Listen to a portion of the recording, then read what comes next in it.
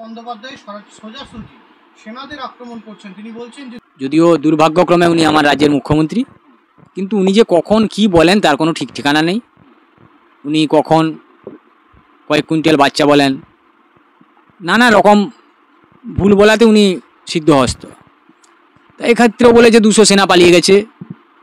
এখন কে পালিয়ে গেছে, সেনারা বা উনাকে দেখে কেন পালাবেন? তা উনি যদি এত বড়ই যুদ্ধ হয় তাহলে বাংলাদেশে পাঠিয়ে দিক। উনি একা গেলেই তো বাংলাদেশ শান্ত হয়ে যেত। বলছি 200 সেনা ওনাকে দেখে কি ভয় পালিয়েছে? মাথা কি আপনারও খারাপ হয়েছে না আমাদের খারাপ হয়েছে? ওই জন্য বলছি উনাকে বাংলাদেশে পাঠিয়ে দিন।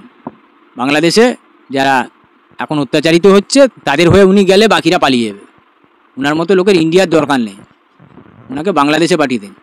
যেখানে ভারতীয় সেনাকে দেখে পাকিস্তানের সেনা বাংলাদেশের সেনা সারা পৃথিবী রেসপেক্ট করছে, সেক্ষেত্রে উনি বলছে উনাকে দেখে পালিয়ে গেছে। তা মাথাটা উনার ট্রিটমেন্টের দরকার আছে, আর কিছুই না। ওই জন্য বলছি উনাকে বাংলাদেশে পাঠিয়ে দিন। ওখানে বাংলাদেশে যারা অত্যাচারিত হচ্ছে উনি তাদের হয়ে দাঁড়িয়ে পড়লেই বিরোধীরা সব এমনি পালিয়ে যাবে ভয়ে। মানে শেখ হাসিনা তো নেই এখন, খালেদা জিয়া। না, শেখ হাসিনাই উনাকে নিয়ে যেতে পারে উনার হাসিনার সাপোর্টের জন্য, বাকিরা এমনি পালিয়ে যাবে। খালেদা জিয়া রয়েছে, খালেদা জিয়া তো এখন ওখানে সেরকম ব্যাপার নেই। যারা যারা অত্যাচারিত হচ্ছে তারা উনাকে আহ্বান করতে পারে, উনাকে নিয়ে গেলে বাকিরা পালিয়ে যাবে। বাংলা বাঙালিদের উপর অত্যাচার হচ্ছে আজকে আবার এইসব ফালতু কথা বলছে, বাংলা বাঙালিদের উপর অত্যাচার হচ্ছে। উনি বাংলায় এতগুলো নন বেঙ্গলি লোককে এমপি করেছে, রাজ্যসভায় পাঠিয়েছে, তখন মনে থাকে না বাংলার কথা?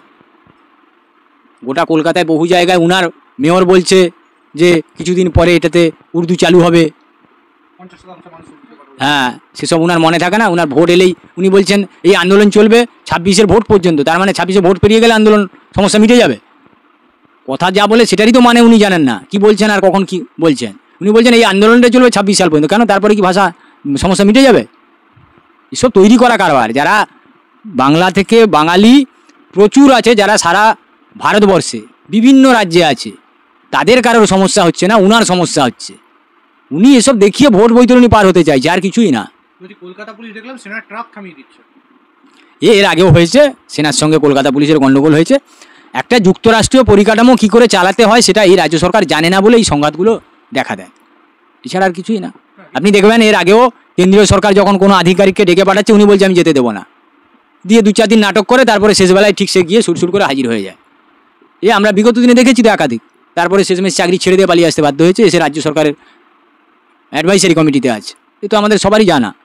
তো থাকবে, পুলিশ যাবে, আটকাবে, তারপরে শেষমেশ, কারণ সেনার অনেক বড় দায়িত্ব আছে, তাকে প্রাথমিকভাবে মাথা ঠান্ডা রেখে কাজ করতে হয়। আজকে হাইকোর্টে মামলা হলো যে প্রাক্তন সেনারা মমতা বন্দ্যোপাধ্যায়ের বিরুদ্ধে রাস্তায় বসবে। হ্যাঁ, ঠিকই তো, রাস্তায় বসা উচিত তো, মানহানির মামলা করা উচিত।